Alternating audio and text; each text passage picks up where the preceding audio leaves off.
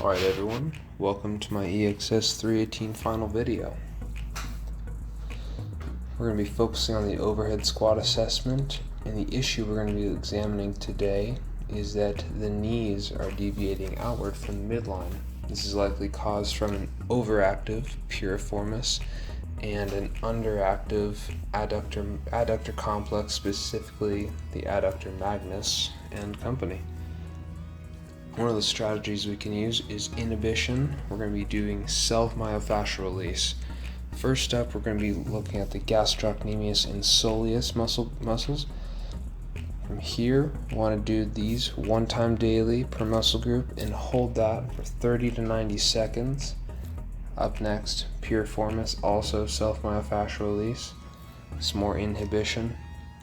We're going to be holding at tender points, also known as trigger points, to really loosen up that muscle at that given point. More also, we're looking at the biceps femoris, and we're looking at the lateral head of the biceps femoris. Again, still 30 to 90 seconds. Probably for this, considering the extent of the knee deviation, we're going to be looking right around that 60-second mark.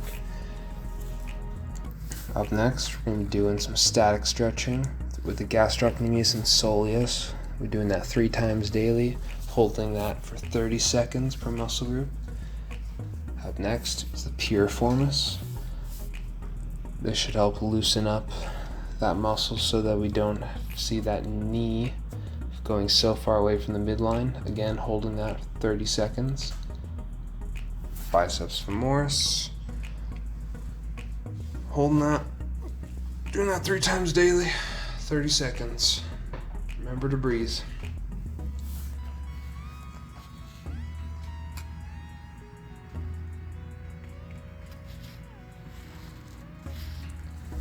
So lengthening. Neuromuscular stretching is especially helpful for just decreasing the tissue's tension, increasing extensibility. Right now we're looking at the gastrocnemius and soleus, but thank you to my partner Mary for helping me with this part. It's especially important for when lengthening to focus on the range of motion that you're putting them through. Here shown is the piriformis. By lengthening this, we're going to decrease its influence on where the knee is in the squat. Hopefully by doing this and lengthening it through neuromuscular stretching, we can see the knee move towards the midline. Also, we're working on the lateral head of the biceps femoris, as previously mentioned, but with neuromuscular stretching, some studies have seen it actually show a greater result and have better results than just regular static stretching.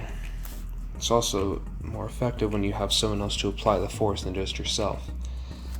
Up next, we have some isolated strengthening, tightening up the adductor complex to help move that knee inward and keep it in line during the overhead squat.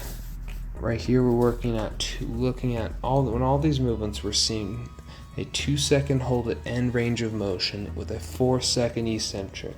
The medial hamstring complex, it views especially good at showing this.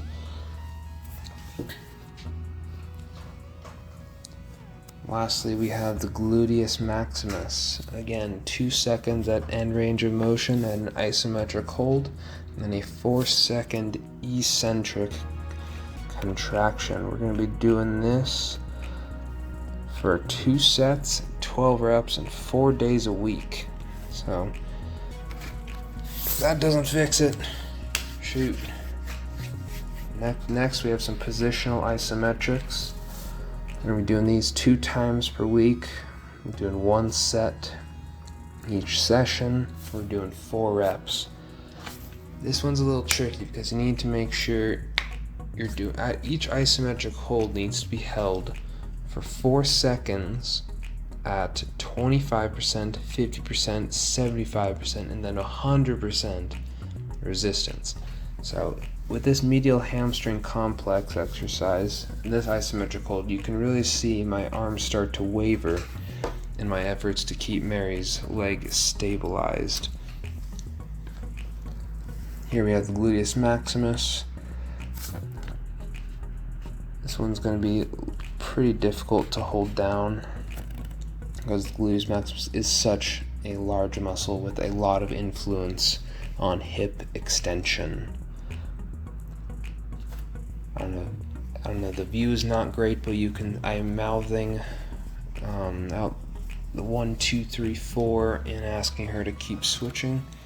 Here we have various hopping movements, some long jumps, and all these are a progression from 180 hops to single leg hops, and then a cutting variation. And all these are a progression.